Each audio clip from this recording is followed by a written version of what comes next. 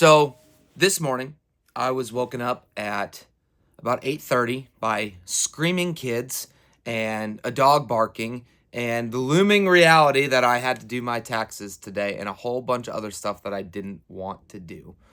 Why am I telling this? That is because it inspired me to have this conversation with y'all about the harsh realities of making a living in the music business and also just entrepreneurship as general. It's really not as glamorous as social media makes it seem to be. However, it is totally worth it. Everyone, I'm Nick Buffano. Thank you so much for checking out another video here on the Harbor Music channel.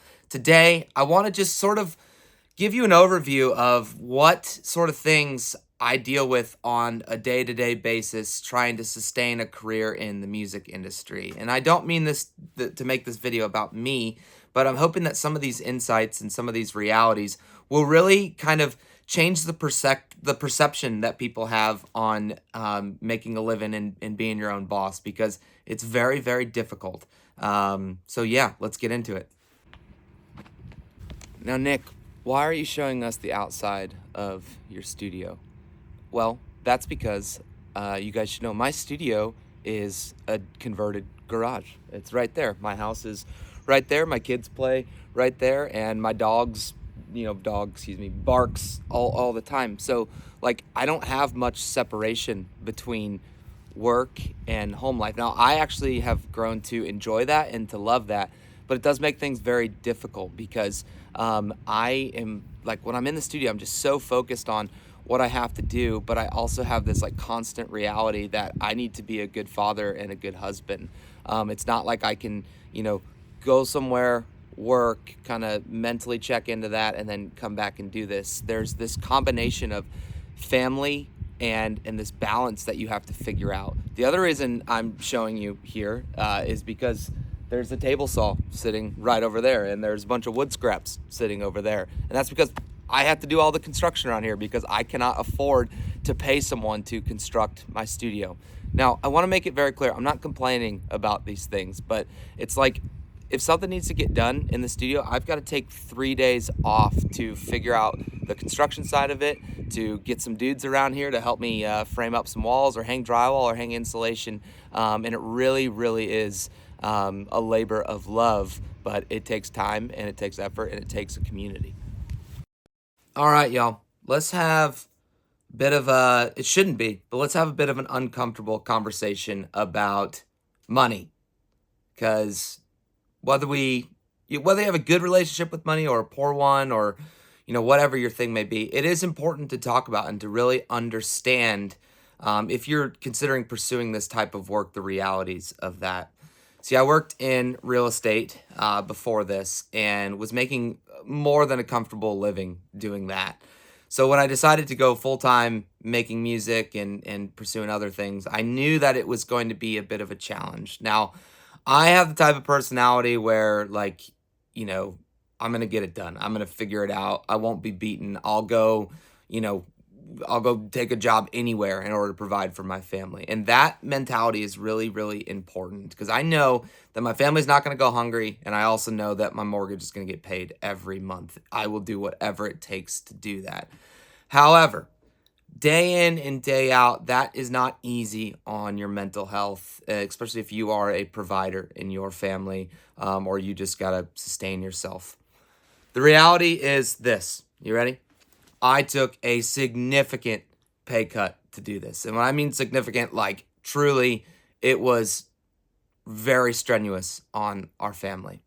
When I was working at my previous job, I would get a paycheck every 2 weeks. I knew about what it was going to be. I was on commission, but I kind of knew where I was going to land each month. And it was easy to make plans financially around that. Here is the reality of owning and operating a studio or being a songwriter or whatever it may be. There will be some months where you make no money. And even worse, there will be some months where you lose money. Now, there are like strategies and skill sets and things that you can put in place to kind of help prevent that, or not prevent that, to prepare for that inevitable down months, but it doesn't make it any less difficult. I'll just be super honest with you guys. In the month of March, I am going to make maybe $500 here. And I don't know if you've looked at the price of groceries recently or know what a mortgage costs, but that ain't getting it done. However, I kind of knew that March was going to be a slow month. And so I kind of put some money aside and was sort of getting ready for this downturn. Now, there will be some months where I will make a lot of money in the studio because a lot of projects land at the same time. But you have to be willing to go through that sort of cloudiness of figuring out your financial situation as you're pursuing anything dealing with entrepreneurship. And also, it's really important if you have a partner in this, whether it's like a business partner or in my case, my wife, that they are on the same page. I'm like I said, I'm one of those guys who I can grind, I can figure it out. My wife, on the other hand, and this is not a knock at her, it's just the reality. She very much enjoys security and stability. That's just in her nature. And so this has caused a little bit of tension.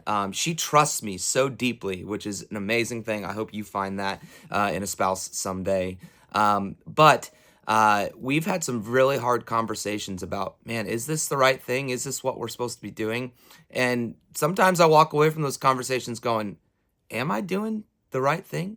Is this what I'm supposed to be doing? Is this the best thing for my family? Those thoughts usually last for about an hour. And then I get back to work and I get back in the music and I realize this is what I was created to do. This is where my skill sets lie and this is what I can provide to the world. And so that is one of several motivating factors. And then I always live by this sort of thought in the back of my mind is that you'll figure something out. And I think that's true. There is an element of betting on yourself. And so if money's not coming in, the next question is like, all right, what can I do to generate some income? And I always think of something. Hours and time management.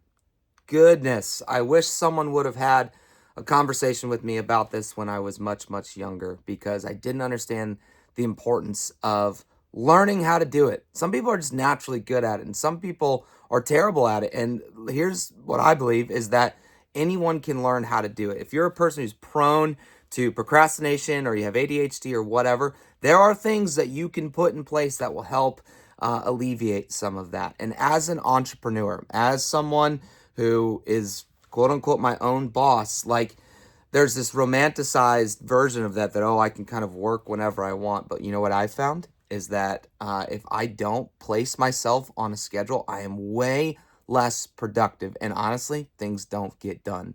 I have to give myself a schedule. I have to give myself some sort of rhythm of working on things. And here is something that you need to be mentally prepared for, and that is just the hours. Like, if you're a person who needs a lot of sleep, I don't know, maybe think about doing something else because I'm sure there's a way to do it where you get plenty of sleep, and sleep is important, I've learned, but it is not uncommon for me to be up at 2, 3 in the morning trying to get stuff done because once I get that done, that's when my family gets fed. You know what I mean? Like they're obviously getting fed, but that's when I get paid, and that's when we can go buy groceries or whatnot. And then there's some days where I'm in charge of the kids all day, and so I don't get to work until 3 o'clock.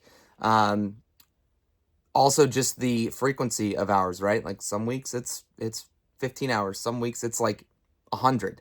Um, you have to have that sort of resolve that no matter what's on the docket, without sacrificing time with the things and the people that are important, that you get the work done that's going to actually allow you to pay bills and sustain yourself. And so now the question I'm sure you're all dying to ask: is it worth it? I bet you can guess my answer. Absolutely. My only regret in all this is that I didn't pursue it sooner, right? This has been an incredibly difficult season on me. Like, I've got so much more gray hair than I did 3 years ago. And my wife makes fun of me for it, which is pretty hilarious. But I feel such a deep satisfaction in the work and in the journey. And I really don't think you can put a price tag on that. My kids are getting to see their parents build a dream from the ground up.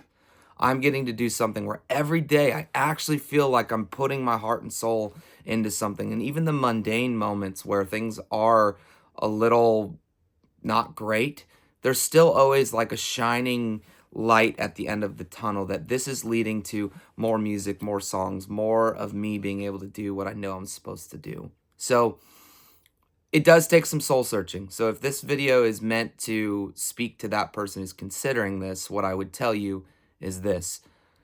Take a weekend, go out, get alone, get in nature, like whatever you have to do for your, personal, how you think about things, and just make a decision for yourself, not for anyone else. Obviously, factor in the things and the people that are important, but just say, is this something that I'm ready to commit myself to? What I have found from my own personal experience is that there is a deep level of accomplishment, and the struggle, all those things that I just went over are totally worth it to know at the end of the day when I lay my head down at the pillow that I bet on myself, that I put my eggs in my own basket. But a caveat to that is the community that you build around you of people who are like-minded, doing the same thing, and what you're able to build and grow from that is really, truly the reward, not money or numbers in a bank account.